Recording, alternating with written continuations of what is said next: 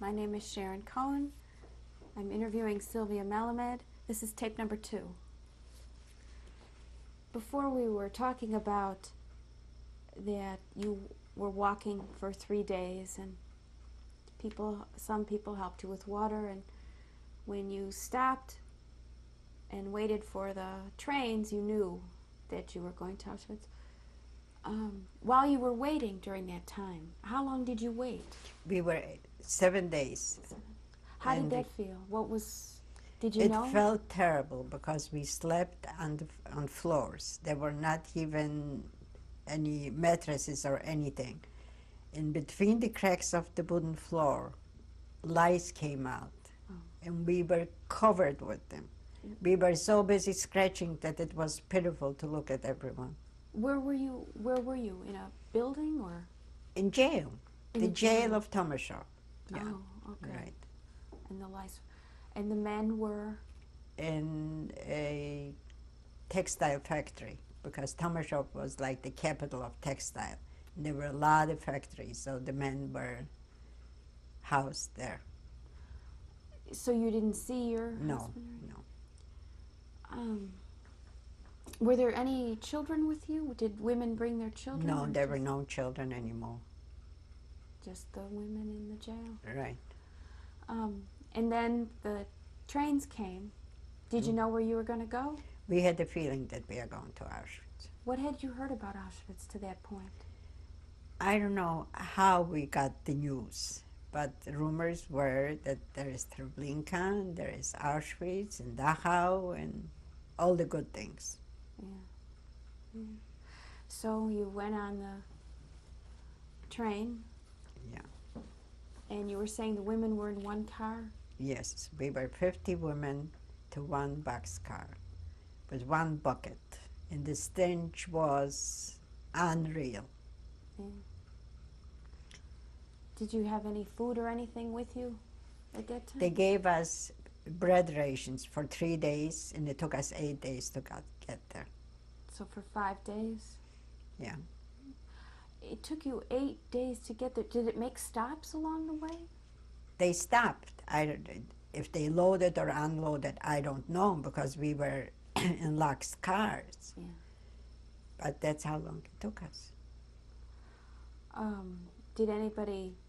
How did people do? Were there women sick or? Sure, because there was no place where to sit down. We were standing up, fighting for each inch of space.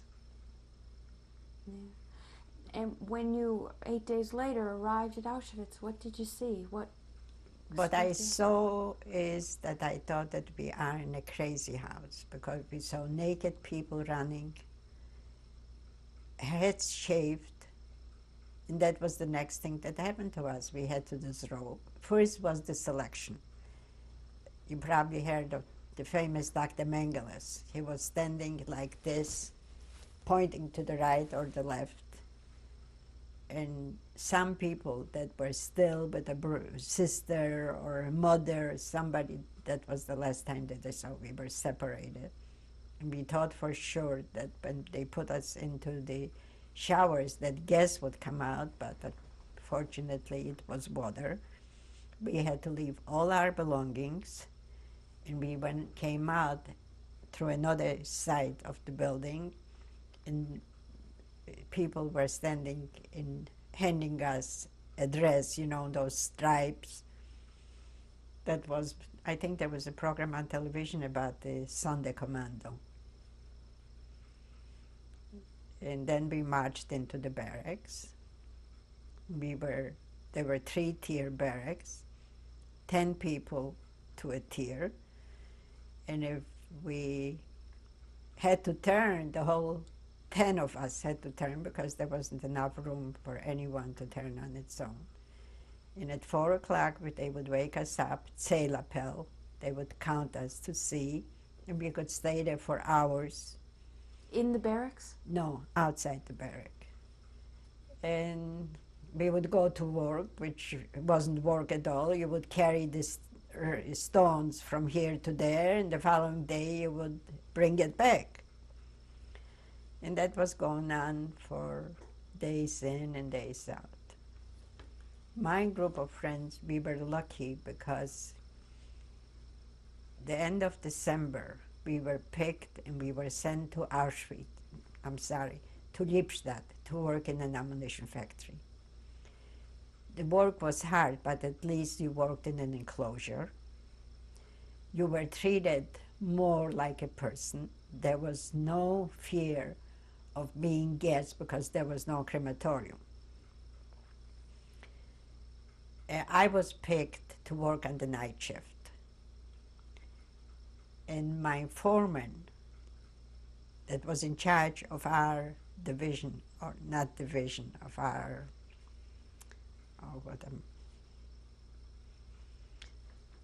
of that section of the factory, his desk was near my machine.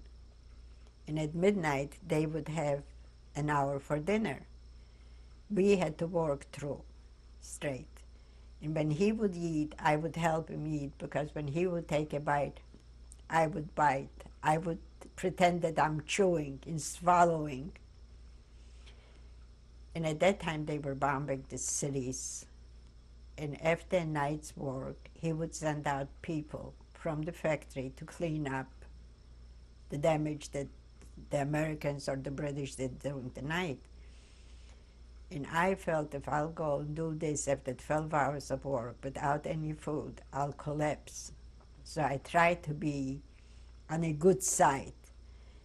Although at that time I knew how to make gloves already. I told him I'm a dressmaker, I'm a glove maker, name it and I can do it.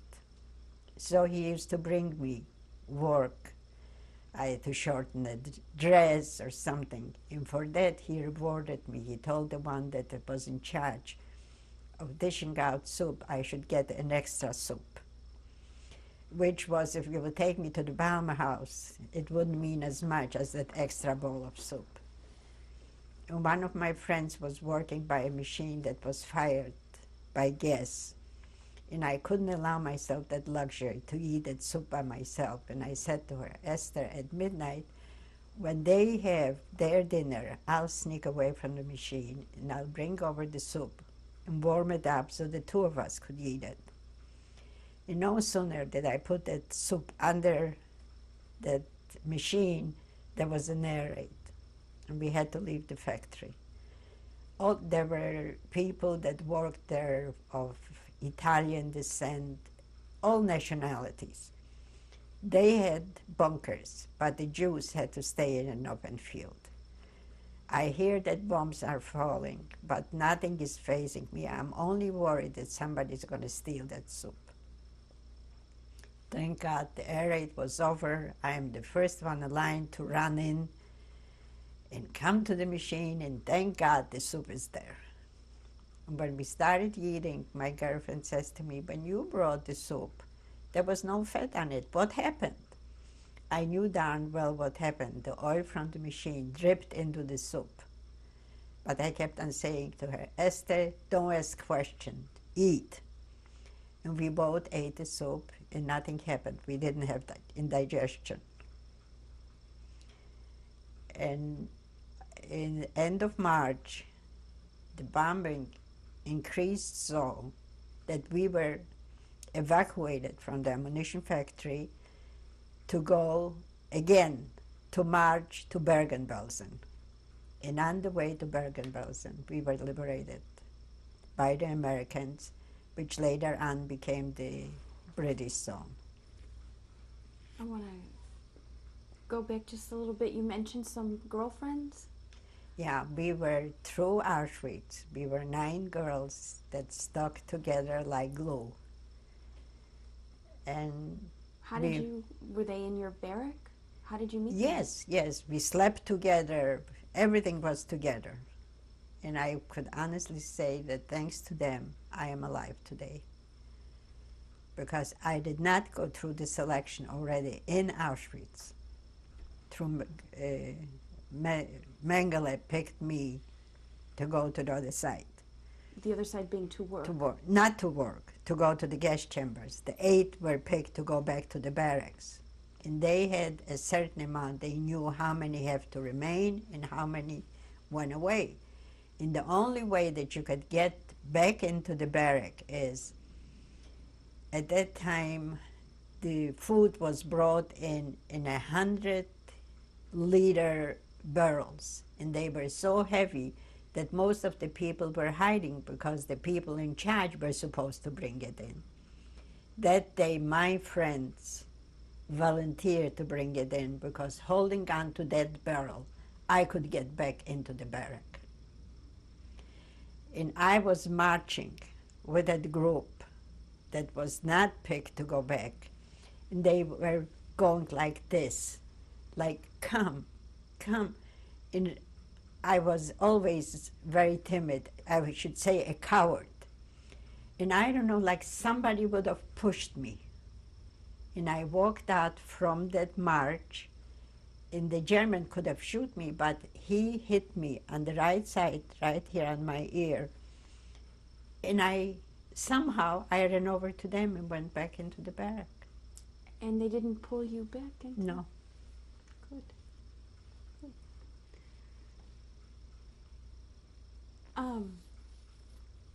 The 9 women, how were you picked to go to the ammunition factory?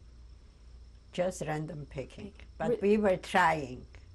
If one was picked, to talk to the one, because at that time it was the German, we had she was from Czechoslovakia, she was the black eldest, which means that she was in charge, and we were trying to be nice to her in this, and she like pushed the 8 of us together. Oh, so there was someone almost on your side, almost. Just a little muzzle. Yeah, that's all you need. That's all what you need, is right.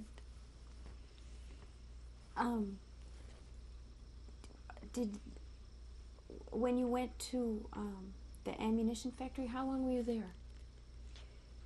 Not that long, because it was from December of 44, and we were liberated April 1st.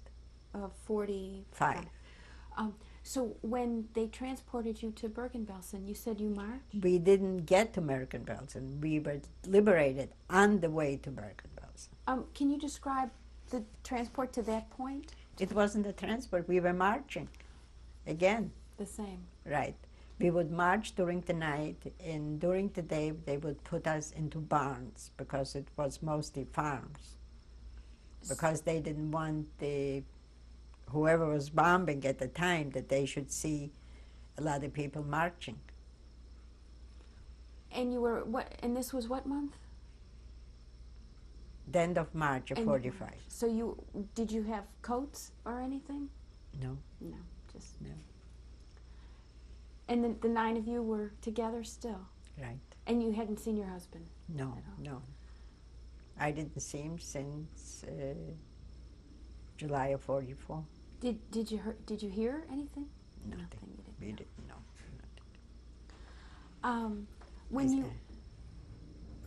Nothing. When you were marching, how long did it take? It took us 3 days. And you marched at night? Yeah. Bitter cold. Whose barns were they? German barns. Townspeople? Townspeople, right. So because we were under the watch of the military, and if they gave an order, they had to obey, even though they were Germans. Did they know who you? I mean, obviously they knew who you were. Did you talk to any of them? We were not allowed. We were watched by the German soldiers. Yeah. So describe your liberation. The day of liberation, we heard bombs falling, and they told us, because we were caught just like early morning out of the barn, that we had to lay with our face down and be quiet. So if there is an order, that's what we did. You were laying in the barn? Not in the barn, on an open field, because we were out of the barn already, marching. And all of a sudden it got awfully quiet, and we didn't hear anything. And little by little we were like picking up our heads to see what happened. And we look around, there are no Germans around us. And we saw like pillowcases on a stick hanging out of houses, white, like they are, it's a flag of peace. And we started one to the other. Did you see? We don't see any Germans. I see a white flag. What does this mean? Little by little, we picked our heads up. And this was the day of liberation. And it was really liberation because it was the first day of Pesach.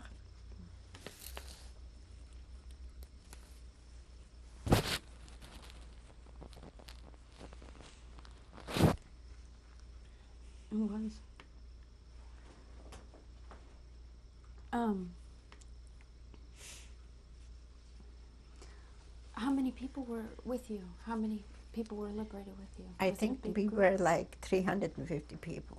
All women? All women, right. Different nationalities. There were some from Hungary, some from Czechoslovakia, but I think that the majority were Polish girls, Polish women. And who liberated you? We were liberated by the American, but this part of Germany became the British zone. So, did they come up to you, or what did they say? Describe it, please. We were so rejubilating. We were screaming and hollering and hugging. And then they told us that we could go into any apartment, do the same thing to the Germans, what they did to us. And the 9 of us occupied a whole house. Did you know where you were?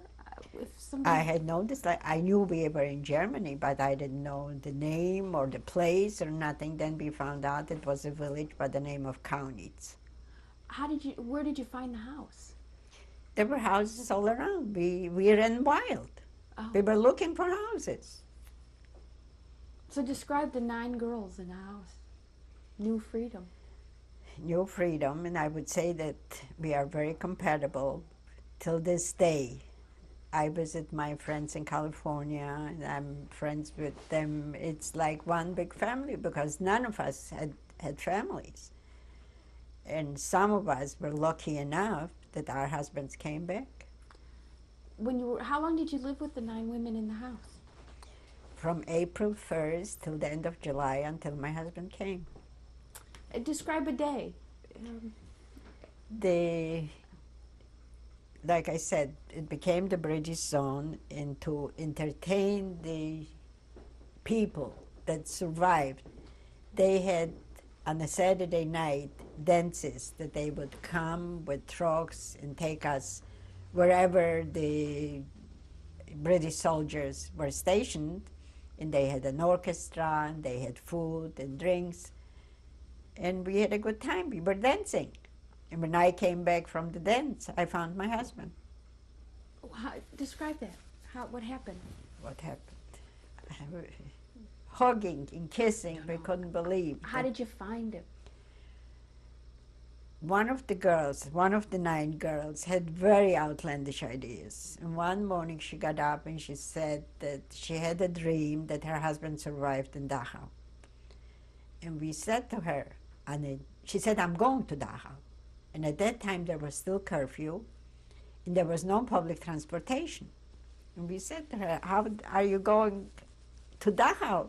On a stupid dream, you're going to go? And she said, I don't care what you say, but I'm going. By hook or crook, she got there and she found her husband. And as it happened, my husband was there, and he asked her, he said, did you know by any chance if Sylvia survived? And she told him where I am, that she just left me, and that's how he came. How did they get back to you with no public transportation? It took him 8 days. When he got off the train, he looked like a Negro because he was on coal trains and freight trains. And he said whatever he could hitch on, that's how he came. So everybody continued to live in the house? Right. He came with another friend, one of the girls that was there with her husband too. They live now in Montreal. And when I was in Florida in February, I found out that he passed away. So then we heard that in Stuttgart there are a lot of people from Radom. So we moved to Stuttgart. All 9 and the husbands? No.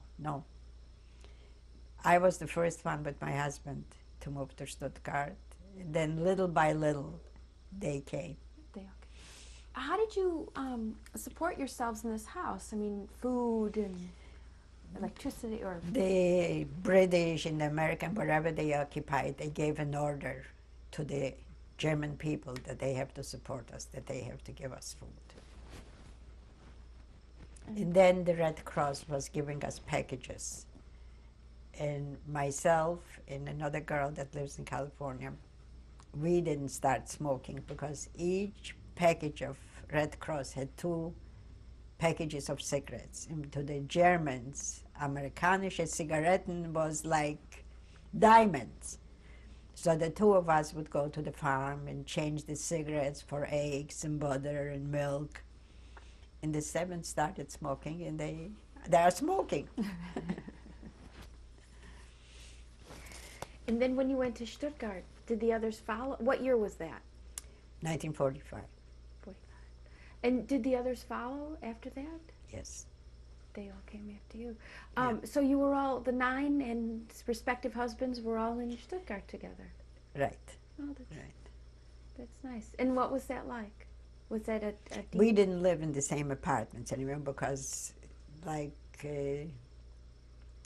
President, that time he was General Eisenhower, he came to Stuttgart and he gave an order, like 2 blocks of Stuttgart. The Germans have to leave. He gave them a half an hour, like the Germans gave us, and be occupied. So we were 2 couples and 1 single man. It was a 3-room in a kitchen. So we had the communal kitchen, and each one had we changed the living room and the dining room into bedrooms. Now, at this time, you're not wearing your uniform anymore. Oh, no. The minute that we were liberated, we threw away our striped outfit. And then where did you find your clothing or your... When we occupied the German houses, they left everything that was there. So we put on their clothes. There you go. And then the American UNRWA provided with some clothes. So when you were in Stuttgart, you had some belongings at this point. Right. Yeah. And you lived in an apartment, the 3 Yeah, we were 5 people in that. bedrooms. Right. And how long did you live there for? Till the 15th of June of 46, when I left for the United States.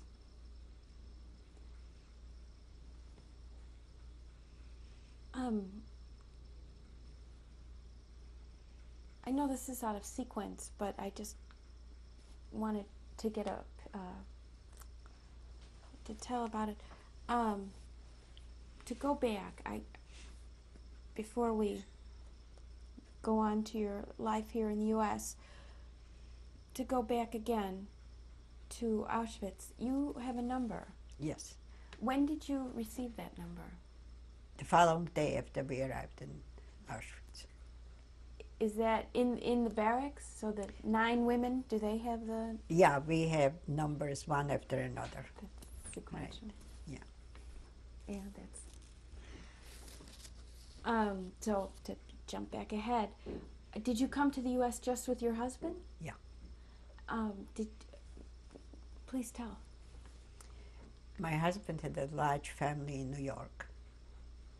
So we came to New York. We arrived on the 24th of June, 1946.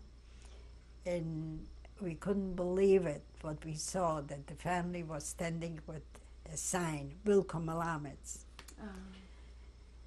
And like I said, my husband had a large family, and coming to the United States to his family, I said, what will I do if they won't like me? He said, if they like me, they'll like you too. And if not, he said, we are young people, we'll go to work and we'll make a living. Yeah. So we were in New York for 3 weeks. And my husband had an aunt in a family here, and they insisted that we come to Chicago because they wanted to meet us. So they sent us tickets, and we came by train, and we were here about 2 weeks, and my husband said, now it's the time to make a decision. Do you want to remain in Chicago or you want to go back to New York? And I said, no, I want to remain in Chicago. First of all, the family was much warmer. They were not rich people, but they didn't know what to do for us. And I liked the city itself, cleaner, nicer, and that's how we remained in Chicago. What did your husband do when he came? He was a designer in Europe? Yeah, but he worked here too. What did he do? He worked in a ladies' clothing factory. Yeah. Did you work? I worked at Hartsheffner Marx for a very short time because we were trying to raise a family, and I was blessed with 2 sons. When were they born? One was born in 48 and the younger one in 51. We'll meet them later. Yes, you will. Well, we're going to close here. Is there anything that you would like to add that you had forgot to mention earlier, or? Yeah, I forgot to mention earlier because I have a letter here that I would like to read. Please do. This was before when everybody was killed, just shortly before, and the Germans always picked a Jewish holiday, and this was Purim. Of 42 or 41? 42. And they said that all the intelligentsia can bring whatever they own, with the children, family, and they'll be sent to Palestine in exchange for German prisoners. Who made up the intelligentsia? Doctors, lawyers, dentists. My cousin, the oldest one of my aunt's children, he was a doctor. So his wife and child felt that she's entitled to be exchanged because she was from the intelligentsia. So that day, they came to a designated point, and they loaded them on trucks. And the minute they left, we knew that they are going to their death because a truck with Ukrainians and machine guns was following them. And they took them to a town near Radom. It was only like 17 or 18 kilometers to the cemetery there. And as they were walking off the truck, they were being killed. One of the girls, Jewish girls, that was working, which they called a Putzfrau, which is a cleaning girl for the German that was in charge. And when she heard that the people are going to go to Palestine, she was pleading with him he should let her go. And he said, don't. But she insisted, and he felt, what's the big deal? He can't get another cleaning girl, and he let her go. When they got to the cemetery and she saw what's going on, she grabbed him by the lapels, screaming on top of her lungs, why didn't you tell me? I don't know what happened, but he motioned like this, she should get back on the truck. And my cousin and that little girl got on the truck, and 3 more people. 6 people came back alive from that cemetery. They never said why, or? No. No. And then my cousin decided that if she stays in the ghetto with that little girl, that would be the end of it. Being that her husband was a doctor, he had a contact with Polish doctors. And in order to leave the ghetto, you had to have where to put your head down the first night because you couldn't be on the street more than till 7 o'clock. So she left the ghetto and left this little girl with us. And she went to a friend of hers, a doctor, to find out if she could stay overnight there.